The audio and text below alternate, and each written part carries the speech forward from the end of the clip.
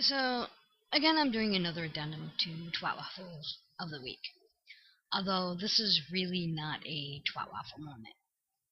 In fact, after reading, watching, listening, and discussing some of the stories surrounding this issue, I'm very sobered. This bit came about as I was pondering recent events in Syria. And I do ponder greatly these things, and I know many other people do as well. I thought I would share some of what I take into consideration. Like many people, I'm attempting to make sense of the recent situation and our current administration's reaction. Now, foreign policy and foreign affairs are not my strong suit. It's something I'm trying to rectify. So I'm struggling to understand from a purely political stance all that is coming forth.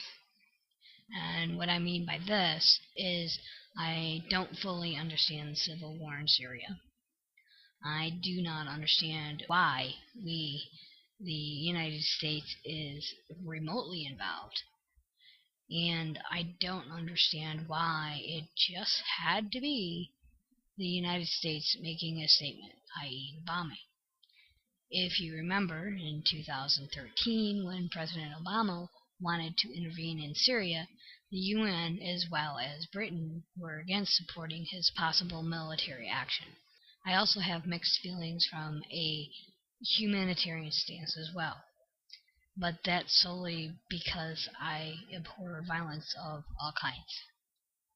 Now, there's 2 or 3 points to note here before we begin. While there have been calls of false flag, there have been no mention of the chemical weapons attack as being a hoax, at least not yet. There are legitimate concerns as to whether the chemical attack was the responsibility of the Assad regime, although all indications point that way, in my opinion. And there has also been reports the Assad regime knew of the impending attack, thereby evacuating personnel and moving equipment ahead of the strike. Now, while those points are important in the overall grand scheme of things, it's sort of beyond my scope at the moment. Now, responses generally seem supportive of the actions President Trump has taken, although many have condemned and questioned the legality. And by that, was there a violation of the War Powers Clause, Article 1, Section 8, Clause 11 of our Constitution? But, as some have noted, the power of Congress resides in the ability to declare war, which is different from authorizing a missile strike. That being said, something is nagging at me. Well, 2 somethings. First, and I find this interesting, but we're going to hit some background noise first. After dabbling, I found that I am not the only individual questioning this, shall we call it, a possible motive. And it has also come to light that the airfield targeted by President Trump allegedly was in operation the next day after the attack, and there's some various other strategic minutiae involved. So basically, a lot of good the bombing did.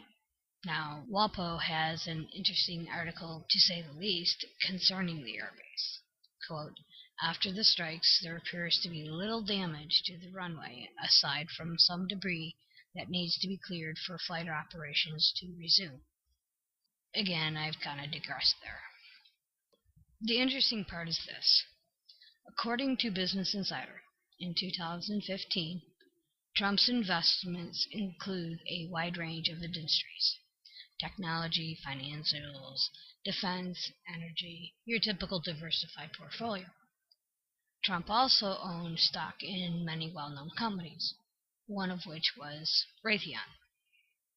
Now, Raytheon is important because it is the company that manufactures the Tomahawk cruise missiles used in the Syrian offensive the other night.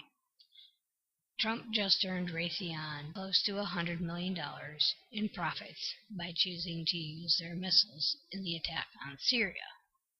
Now here's the interesting bit, or more interesting bit, I should say. According to Business Insider, in 2016, Trump claimed that he sold all his stocks in the summer. But it's unclear if he actually did. We don't know. So all we do know is that Trump could have profited off the Syrian bombing.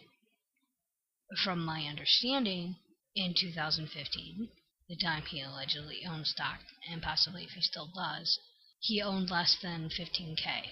So my guess, without delving into detail, is as far as profit, it would not be much.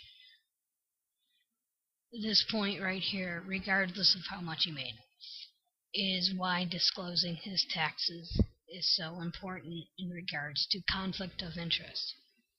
President Trump, or any president, should not be warmongering. There is one caveat to this, and there is a counterpoint to it. From a strategic standpoint and a layman's point of view, quote, Tomahawk can be launched from a ship or submarine and fly into heavily defended airspace more than 1,000 miles away to conduct precise strikes on high-value targets with minimal collateral damage. Launching the weapon from such a long distance helps to keep sailors out of harm's way.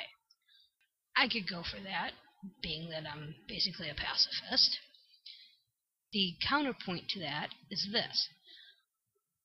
Some say that the Tomahawk was not a good choice of weaponry due to the fact that Russia, who is Syria's ally, have some capability called S-400 surface-to-air defense technology. So there is discussion concerning whether the Tomahawk missile was the right choice for the job. And considering that Trump may have made a profit, there's that question as well. And as I said, the amount of profit doesn't matter. Now, the second point I found interesting.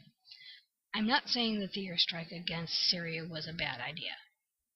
Well, actually I am, as it accomplished absolutely nothing, as Assad continued using chemical weapons after the U.S. bombing. But consider this. Trump cited Syria's use of chemical weapons against civilians, including children, to defend his decision to launch airstrikes. Quote, My fellow Americans, on Tuesday, Syrian dictator Bashar al-Assad launched a horrible chemical weapons attack on innocent civilians. Using a deadly nerve agent, Assad choked out the life of innocent men, women, and children. It was a slow and brutal death for so many. Even beautiful babies were cruelly murdered in this very barbaric act. No child of God should ever suffer such horror. End quote. Trump, as well as many GOTP minions, have also been staunch opponents of previous Syrian policy, especially under President Obama, and accepting any of the millions of Syrian refugees who have been displaced. Trump has been on record as saying, quote, I can look in their faces and say, you can't come. I look them in the face, end quote. So which is it? Now, some may say that I'm being overly nitpicky. He only made X amount of dollars, somewhere between 150 and 450. So, what's the problem? As I said, no matter how big or how small, the president should not be profiting from his position. It's why we have the Emoluments Clause. It's why the releasing of his taxes are so important. It's why turning over complete control of his businesses are so important, something that has recently been found out not to be true. While his decision to bomb may be strategic, I find that highly implausible, considering the fact that it was a failure only highlights his fault of being a money-hungry power con. While his pussy-grabbing, white nationalism, and xenophobia weren't enough to be concerned about, now we have to question his policy-making agenda based on his portfolio. He claims images of children dying in a chemical attack are enough to move him to take military action, but they aren't enough to actually allow any of them into the United States as refugees. One final note before I close, and I found this very sobering. More than half of Syria's population has now been killed, wounded, or displaced by the nation's raging war, with no resolution in sight. Some 13.5 million people, including 5 million children, are currently in need of aid. Have a good night, y'all.